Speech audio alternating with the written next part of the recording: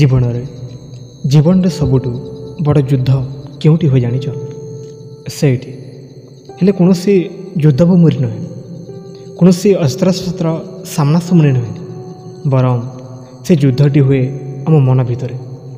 ଯେତେବେଳେ ଆମର ମନ ହାରିଯାଏ, ସେତେବେଳେ ସମଗ୍ର ଶରୀର, ଆଶା, ସ୍ୱପ୍ନ ସବୁକିଛି ହାରିଯାଏ। ମନକୁ ଯଦି ଆମେ ପଜିଟିଭ୍ ରଖିପାରିବା, ତେବେ ଏହି ପୃଥିବୀର କୌଣସି ପରିସ୍ଥିତି, କୌଣସି ଦୁଃଖ, କୌଣସି ବିପଦ ଆମକୁ ଦୀର୍ଘ ସମୟ ପର୍ଯ୍ୟନ୍ତ ଭାଙ୍ଗିପାରିବ ନାହିଁ। କିନ୍ତୁ ପ୍ରୋବ୍ଲେମ୍ କେଉଁଠି? ଆମେ ସବୁବେଳେ ବାହାରକୁ ଦେଖୁଛୁ, କିଏ କ'ଣ କହିଲା, କିଏ କ'ଣ କଲା, ସମାଜ କ'ଣ ଭାବିବ, ଲୋକମାନେ ମୋ ପାଇଁ କ'ଣ ଭାବୁଥିବେ। ଏସବୁ ଚିନ୍ତା ଆମକୁ ମନକୁ ନେଗେଟିଭ୍ କରିଦିଏ। ଆମେ ନିଜ ଭିତରେ ଦେଖିବାକୁ ଭୁଲିଯାଉ। ତୁମେ ଭାବ, ଯଦି ପ୍ରତିଦିନ ତୁମକୁ କେହି କେବଳ ଖାଲି ଆଲୋଚନା କରିଦେବ, ନିନ୍ଦା କରିଦେବ, ତେବେ କେମିତି ଲାଗିବ? ତୁମକୁ ଖରାପ ଲାଗିବ ନା? କିନ୍ତୁ ସତ୍ୟ କଥା ହେଉଛି ଯେ ସବୁଠୁ ବେଶୀ ନିନ୍ଦାକାରୀ ଆମର ନିଜ ମନକୁ ପଜିଟିଭ୍ ରଖିବାର ପ୍ରଥମ ଫାଇଦା ହେଉଛି ଯେ ନିଜକୁ ମନେ ପକାଇବା ଯେ ମୁଁ ସମସ୍ୟାରୁ ବଡ଼, ମୁଁ ପ୍ରୋବ୍ଲେମ୍ରୁ ବଡ଼। ଦୁଃଖ, ବିପଦ, ବାଧା ସବୁକିଛି ଆସିବ, କିନ୍ତୁ ସେଗୁଡ଼ିକୁ ଜିତି ପାରିବା। କାରଣ ତୁମେ ମନେ ରଖ ଯେ ପ୍ରୋବ୍ଲେମ୍ ସବୁବେଳେ ତୁମକୁ ଦୁର୍ବଳ କରିବା ପାଇଁ ଆସେ ନାହିଁ, ବରଂ ତୁମକୁ ଶକ୍ତିଶାଳୀ କରିବା ପାଇଁ ଆସେ। କେବେ କେବେ ଆମେ ଭାବୁ କି ମୋ ପାଖରେ କିଛି ନାହିଁ, ମୁଁ କ'ଣ କରିପାରିବି? କିନ୍ତୁ ସତ କହିଲେ ମନୁଷ୍ୟର ସବୁଠୁ ବଡ଼ ଧନଟି ହେଉଛି ସେଥିରେ ରହିଥିବା ମନୋଭାବ।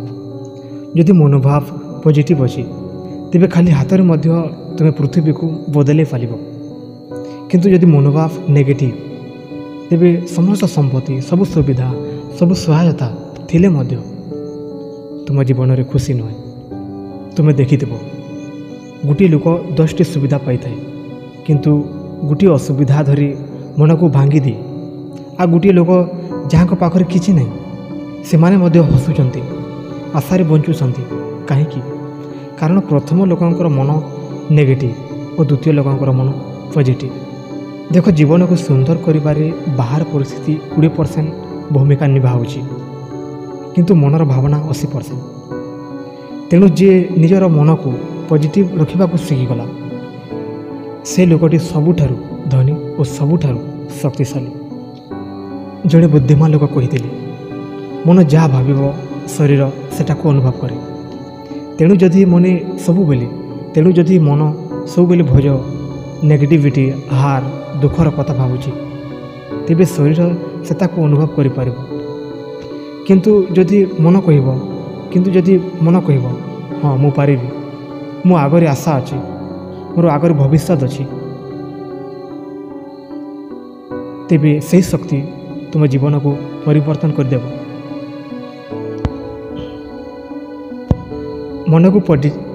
ମନକୁ ପଜିଟିଭ୍ ରଖିବାଟା କେବଳ ଗୋଟିଏ ଆଦତ ନୁହେଁ, ସେଇଟା ହେଉଛି ଜୀବନର ଗୋଟିଏ ଲାଇଫଷ୍ଟାଇଲ୍, ଜୀବନଶୈଳୀ। ପ୍ରତିଦିନ ସକାଳେ ତୁମେ ଯେତେବେଳେ ଉଠିବ, ସେତେବେଳେ ପ୍ରଥମେ ନିଜକୁ କହ, ଆଜିର ଦିନଟି ସୁନ୍ଦର, ଆଜି ମୁଁ କିଛି ନୂଆ ଆରମ୍ଭ କରିବି।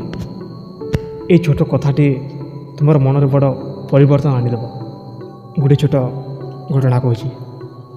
ଗୋଟିଏ ଛୋଟ ବାଲକ ପ୍ରତିଦିନ ସକାଳେ ସମୁଦ୍ରକୁ ଯାଉଥିଲା। ସେଠାରେ ନିର୍ଜୀବ ହୋଇଥିବା ମାଛମାନଙ୍କୁ ସେ ଉଠାଇ ସମୁଦ୍ରରେ ପକାଉଥିଲା।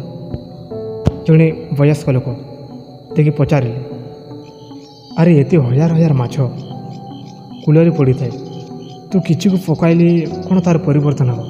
ସେ ବାଲକଟି ହସିକି କହିଲା, ହଁ ସାର୍, ସମସ୍ତଙ୍କ ପାଇଁ ନୁହେଁ, କିନ୍ତୁ ଗୋଟିଏ ମାଛଟି ତା ବି ପରିବର୍ତ୍ତନ ହେଲା। ଏହି କଥାଟି ଆମକୁ କ'ଣ ଶିଖାଏ? ଯେ ପୃଥିବୀକୁ ଏକାକୀ ବଦଳାଇବା ହୋଇପାରିବ ନାହିଁ, କିନ୍ତୁ ନିଜର ଭିତରକୁ, ନିଜର ମନକୁ, ନିଜର ଚିନ୍ତାଧାରାକୁ ବଦଳାଇବାର ଆମର ଶକ୍ତି ଆମ ଭିତରେ ଅଛି। ଜଣେ ମଣିଷର ସବୁଠାରୁ ବଡ଼ ଜୟ କ'ଣ ଜାଣିଛ? ସେଟା କାହାକୁ ହରାଇବା ନୁହେଁ, ସେଟା ହେଉଛି ନିଜର ନେଗେଟିଭିଟି ଭାବନାକୁ ହରାଇବା।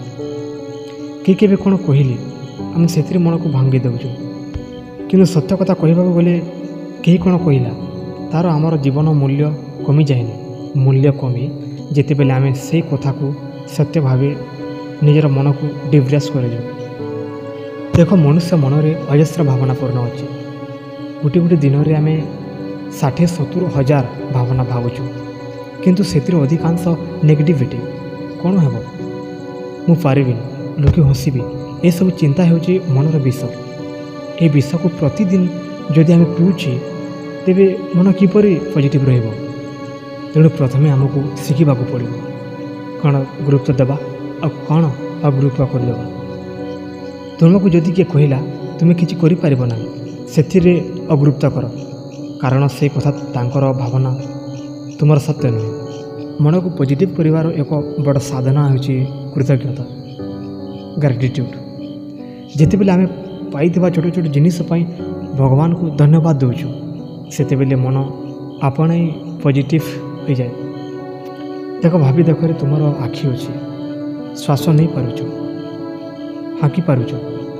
ଏଗୁଡ଼ିକ କିଛି ଛୋଟ କଥା କି? ନାହିଁ, ଏଗୁଡ଼ିକ ହେଉଛି ବଡ଼ ବଡ଼ ଉପହାର। କିନ୍ତୁ ଆମେ ସେଗୁଡ଼ିକୁ ଅଣଦେଖା କରିଦେଉଛୁ ଏବଂ ଯାହା ନାହିଁ ସେଥିରେ ମନକୁ ଭାଙ୍ଗି ଦେଉଛୁ। ଜୀବନରେ ପଜିଟିଭ୍ ଆସେ ଯେତେବେଳେ ଆମେ ଛୋଟ ଖୁସିକୁ ମହାନ ଭାବରେ ଅନୁଭବ କରୁ।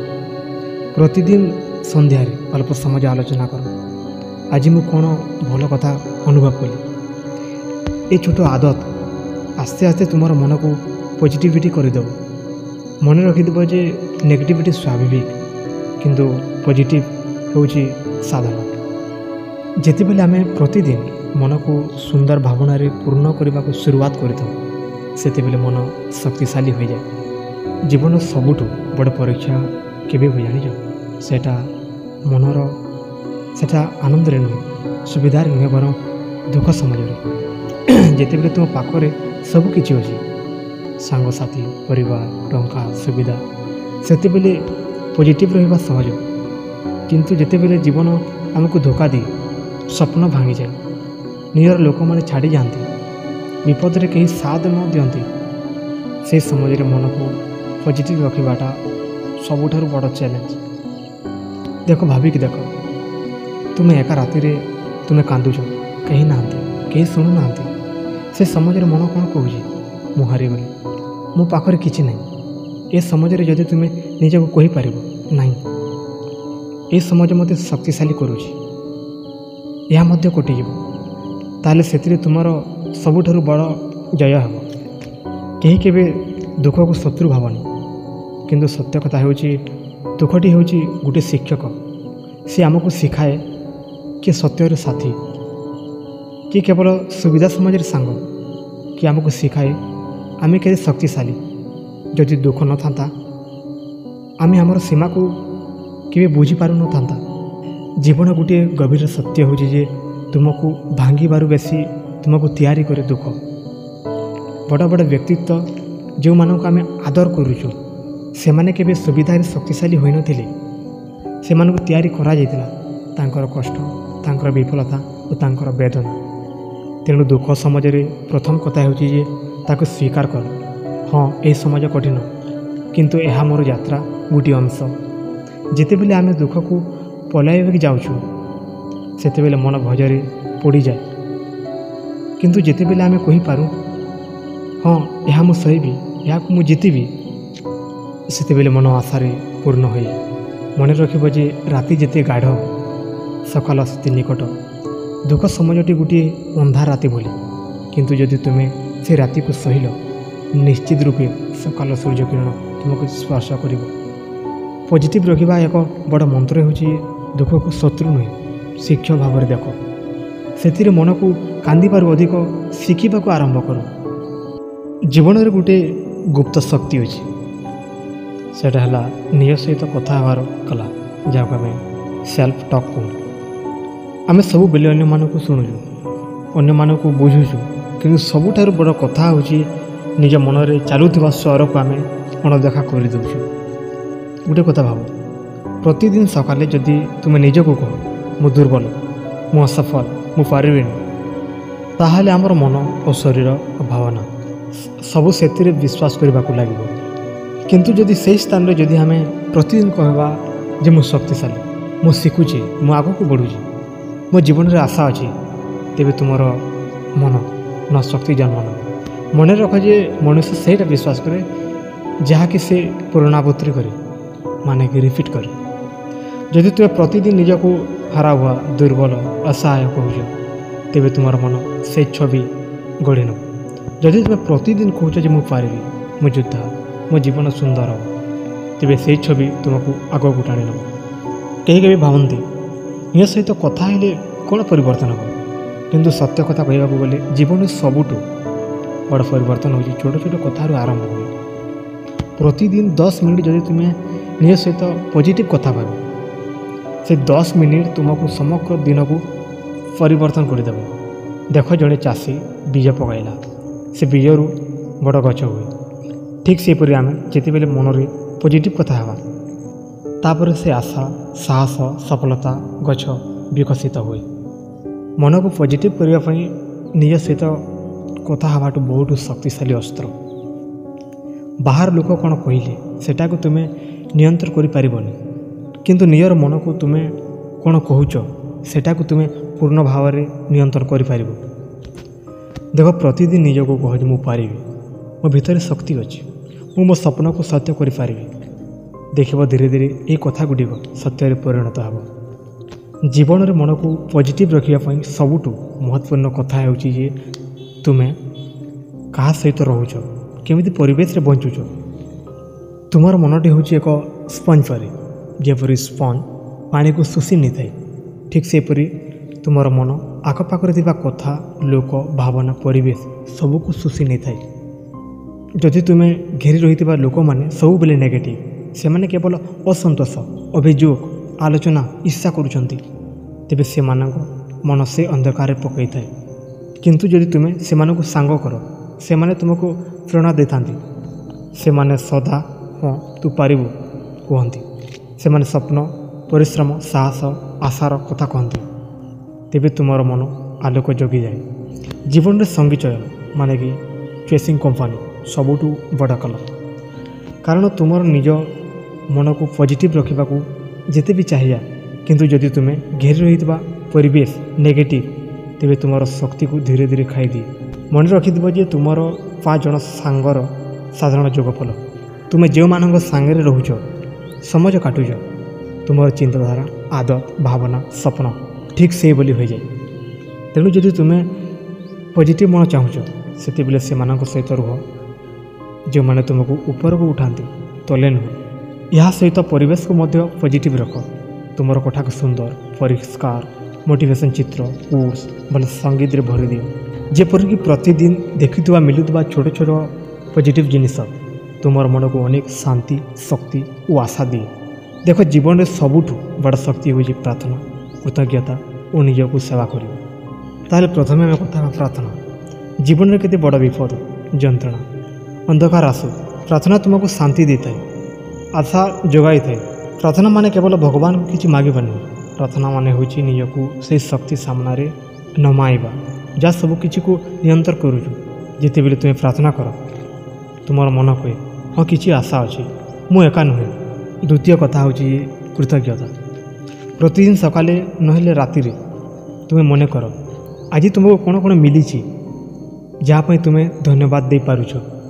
ସୁସ୍ଥ ଶରୀର, ପରିବାର, ସାଙ୍ଗସାଥି, ସ୍ୱାସ୍ଥ୍ୟ, ପ୍ରକୃତି, ଏହିସବୁ ପାଇଁ କୃତଜ୍ଞତା ହୋଇପଡ଼।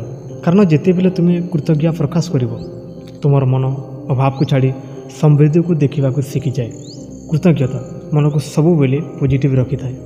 ତୃତୀୟ କଥା, ନିଜକୁ ସେବା କରିବ। ଅନେକ ଲୋକ ଦିନରେ ସବୁ କିଛିକୁ ଧ୍ୟାନ ଦେଇଥାନ୍ତି, କାମ, ପରିବାର, ସମାଜ ଇତ୍ୟାଦି, କିନ୍ତୁ ନିଜକୁ ଭୁଲି ଯାଆନ୍ତି। ତୁମେ ଏହା ବି ମନେ ରଖ ଯେ ନିଜର ମନ ଓ ଶରୀର ସୁସ୍ଥ ନଥିଲେ ତୁମେ କାହାକୁ ସହାୟତା କରିପାରିବନି ଓ ନାହିଁ କିଛି ସୃଷ୍ଟି କରିପାରିବ। ତେଣୁ ଦିନରେ ନିଜ ପାଇଁ କିଛି ସମୟ ଦିଅ। ଧ୍ୟାନ, ପ୍ରକୃତି ସହିତ ରହିବା, ସଙ୍ଗୀତ ଶୁଣିବା, ପୁସ୍ତକ ପଢ଼ିବା, ନହେଲେ କେବଳ ଶାନ୍ତିରେ ବସିବା, ଏହିସବୁ ତୁମର ମନକୁ ପଜିଟିଭ୍ ରଖେ। ଆଉ ଦୋସ୍ତ, ଶେଷରେ କହିବାକୁ ଚାହୁଁଛି ଯେ ପଜିଟିଭ୍ କୌଣସି ବାହାର ଜିନିଷ ନୁହେଁ, ଏହା ତୁମ ମନ ଭିତରେ ଅଛି। ତୁମେ ଯେତେବେଳେ ପ୍ରାର୍ଥନା କର, କୃତଜ୍ଞତା ପ୍ରକାଶ କର ଓ ନିଜକୁ ସେବା କର, ତେବେ ତୁମର ମନ ସଦା ପଜିଟିଭ୍, ସଦା ଆଲୋକମୟ ରହିଥାଏ। ସତ୍ୟ କଥା କହିବାକୁ ଗଲେ ପଜିଟିଭ୍ ମନ ସଫଳ ଜୀବନ। କାରଣ ଯେମିତି ତୁମର ଭାବନା, ଠିକ୍ ସେମିତି ହେଉଛି ତୁମର ଜୀବନ। ଆଉ ଦୋସ୍ତ, ପଜିଟିଭ୍ ମାଇଣ୍ଡ କହିଲେ ଆଶା, ସଫଳତା, ଶାନ୍ତି, ସମୃଦ୍ଧି। ତାହେଲେ ଠିକ୍ ଅଛି ଦୋସ୍ତ, ଏ ଭିଡ଼ିଓ କରି ଏତିକି। ଅନ୍ୟ ଭିଡ଼ିଓରେ ଦେଖା ହେବ।